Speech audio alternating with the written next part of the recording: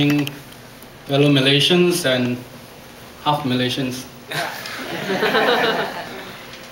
I think I won't be talking anything about local government, the portfolio that I'm entrusted to. I'll be talking about political issues, not only from Penang but a wider scope to Malaysia. And I suppose it concerns all of us who are gathered here this evening. All of us heard from Lee Ka-chun just now the good work that has been done by Invest Penang and PDC. With the economy well taken care of, we can focus our attention on politics. Because whether this new government will survive after the March 8 general election, everybody thinks, can this new inexperienced government deliver? It is a mistake that we have given them, or rather it was a mistake, I think. Too many voters think that my one vote won't count, and if a million, one individual think like that, we see the Pakatan Rakyat winning 5 state seats. So with the economy well taken care of, I suppose the federal government will have to take note that they cannot sideline or marginalize Penang. For Penang is a very important segment of the Malaysian economy.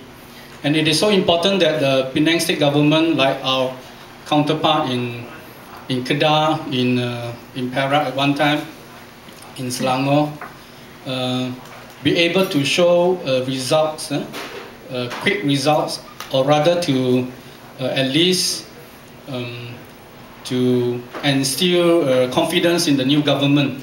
For if we are unable to take care of jobs and employments and the economy, this government would bound to fail.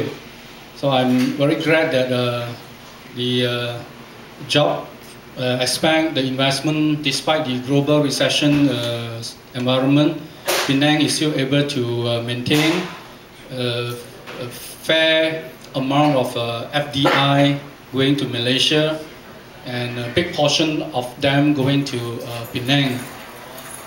I'll share briefly my walk in this political journey, which I think would also reflect the political situation over the past 23 years. When I first joined the DAP, working as the political secretary to Lim Kee Siang in Penang, after a short while as a journalist after graduation. After 4 years as his political secretary, I was picked to stand in a state seat in Pengkalan Kota. Those who are in Penang, that is the Welki Tau Tiao Lo, Sampai Chi Tiao Lo. I was elected at 31. I think Sim is much younger. No, I got 33, 32. I was 31 when I was first elected, and that was the time that the DAP tried very hard to capture Penang. We won 14 state seats out of the 33.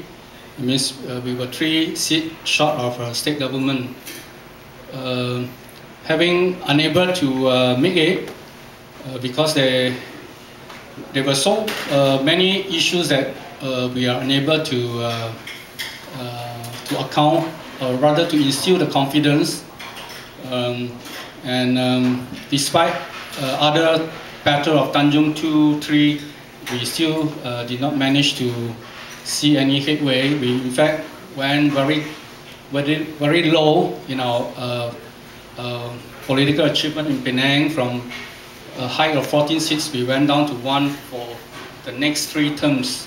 And meanwhile, the DAP, conscious about forging political alliance beyond the DAP, we worked with Semangat 46 in the 1990.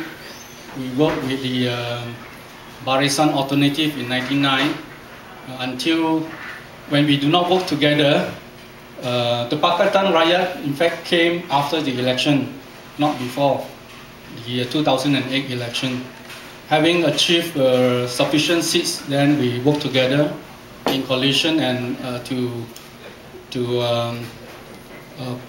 provide a real alternative.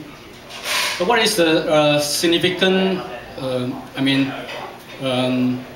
Personally, I won and I lost in election, and I came back in '99. This is my third term as MP for Tanjung, and the same time I was also elected to the state and appointed EXCO after the election.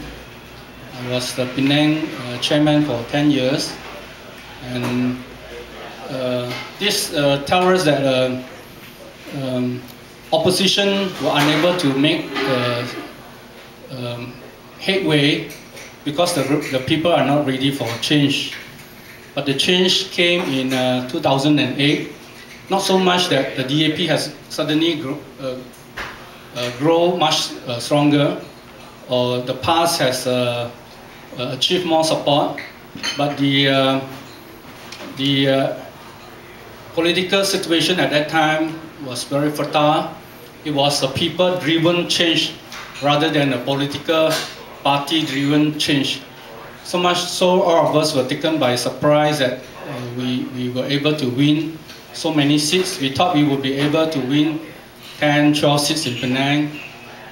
Our Keadilan partners probably thinks that they may be able to win 5 or 6, and we are still short of sufficient seats to form government. But it happens that all of us know it was the people that wanted change, and they voted for change. Why given this mandate, I think the political challenge for the Penang government principally came, of course, to ensure that we are able to instill this confidence into the people of Penang, especially that we are able to govern.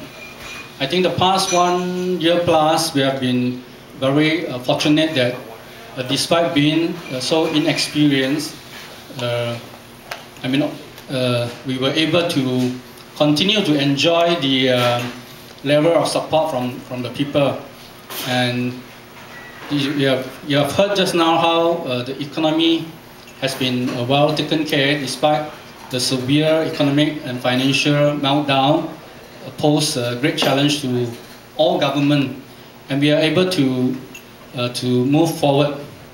It is the challenge, of course, goes beyond managing the economy.